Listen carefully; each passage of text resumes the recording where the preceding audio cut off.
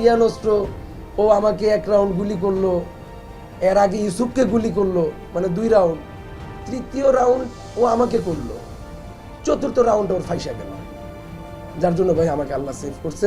কিভাবে শেষ রক্ষা হলো সে বর্ণনাই দিচ্ছিলেন কাফরুল যুবদলের সদস্য সচিব বাবু। সবাই তাকে ডিশবাবু নামেই চেনে। মূলত ময়লা ব্যবসা, ফুটপাতের দোকান নিয়ন্ত্রণ ও আধিপত্য বিস্তারই এই হামলার প্রধান লক্ষ্য। এ ঘটনায় অবশ্য 8 জন গ্রেফতারও হয়েছে। মূল পরিকল্পনা নাকি করেছিলেন সিএনজি হাফিজ নামের একজন যুবদল নেতা।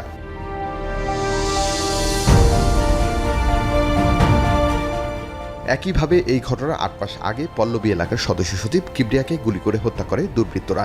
অবশ্য এই ঘটনায়ও পুলিশ অপরাধীদের গ্রেফতার করেছে বলে সংবাদ সম্মেলনে জানিয়েছে।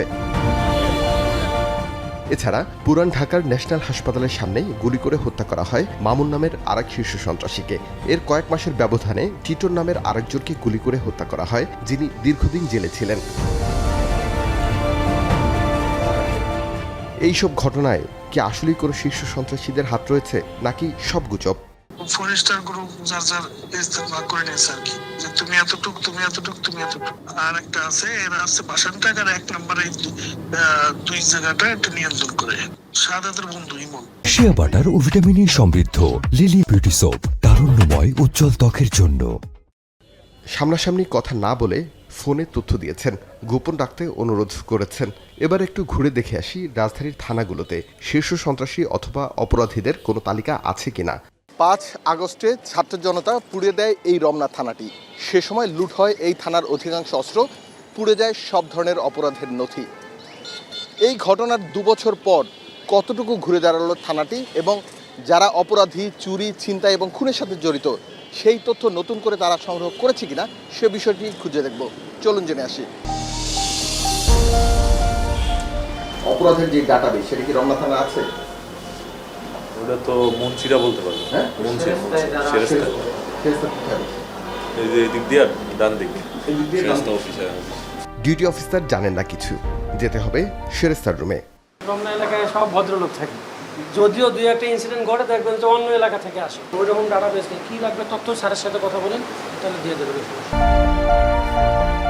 রমনা থানায় গিয়ে অপরাধীদের তেমন কোনো তথ্য খুঁজে পাওয়া গেল না। এবার গন্তব্য নিউ মার্কেট থানায়।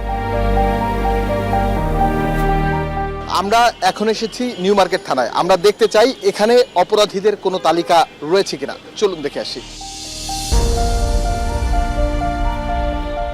প্রত্যেকটা থানায় একটা অপরাধীদের তালিকা থাকে না, আপনাদের কি আছে? এটা আমাদের হ্যাঙ্গিং চার্ট আছে, ওইগুলো ইয়ে করে। হ্যাঁ, হ্যাঙ্গিং চার্টটা জাস্ট 4টা পেলেও চলবে। আছে লাগানো আছে? এটা তো জিজ্ঞেস করতে হবে, আমার ওসি স্যারকে জিজ্ঞেস করতে হবে। এখানেও পাওয়া গেল না কোনো তথ্য। ছিনতাইকারী, চাঁদাবাজ অথবা বড় অপরাধীর কোনো তালিকা নেই সেখানে। কারা কি ছিনতাইকারী, খুনি অথবা না, আমাদের থানাতে কোনো অপরাধী নেই। মানে এক সময় তো ছিল মনে হয়, এটা এক সময় থাকলে থাকতে পারে, এখন নাই আর কি। মানে নতুন করে যুদ্ধের পরে সব ভ্যানিশ হয়ে গেছে। এবার গন্তব্য ডিবি প্রধানের কাছে। সেখানে গিয়ে যারা গেল শীর্ষ সন্ত্রাসীদের নাম ব্যবহার করে অনেকেই অপরাধে জড়িয়ে পড়ছেন, তবে ছাড় পাবে না কেউ। এছাড়া অপরাধীদের তথ্য হালনাগাদ রয়েছে। প্রত্যেকেরই তো একটা এলাকার ঠিকানা থাকে। সাধারণত ওই এলাকায় কোনো অপরাধ সংগঠিত হলে বলে যে তার লোকজন করছে। আমি আবারও বলতেছি যে আমরা কারো নামকে গুরুত্ব দিচ্ছি না। আমরা অপরাধীকে অপরাধী হিসেবে দেখতেছি এবং সে যে কোনো অপরাধী হোক, সে যেখানে থাকুক, যে অপরাধ কর্মকাণ্ড করুক, আমরা তাকে আইনের আওতায় নিয়ে কে কার অনুসারী এটা আমরা অত গুরুত্ব দিচ্ছি না। পুলিশ হেডকোয়ার্টার বলছে সব ধরনের অপরাধীদের তথ্য সংরক্ষিত আছে, যদিও মাঠ পর্যায়ে এর মিল নেই।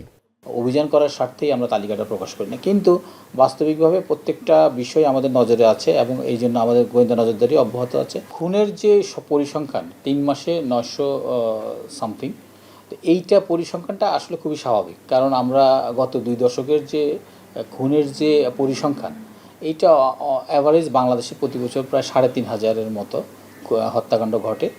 তালিকা তৈরি করে সন্ত্রাসীদের বিরুদ্ধে দ্রুত ব্যবস্থা না নিলে অপরাধীরা আরও বেপরোয়া হয়ে উঠবে বলে মনে করেন অপরাধ সংশ্লিষ্টরা। আরিফ হোসেন, এখন, ঢাকা।